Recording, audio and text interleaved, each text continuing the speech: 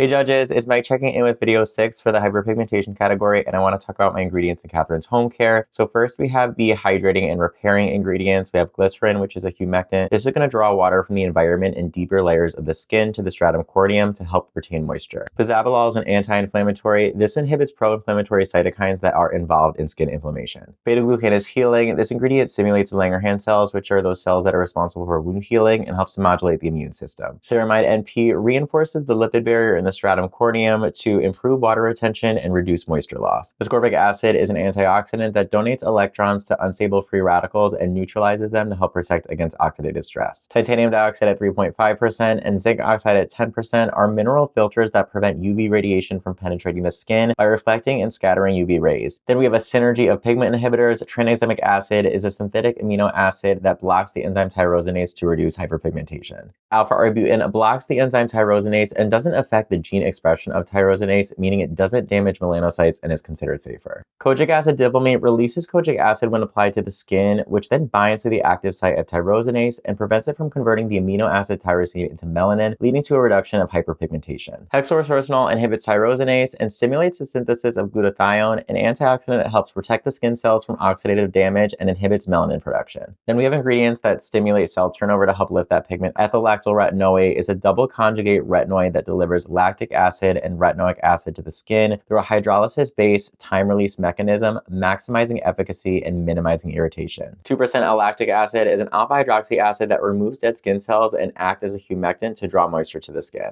To help keep your acne at bay, there's 2% salicylic acid, which is an oil-soluble beta-hydroxy acid to help control excess oil that can lead to breakouts. And 2.5% benzoyl peroxide is a powerful oxidizing agent that releases oxygen radicals, which disrupt and destroy cell membranes of bacteria like C. acnes.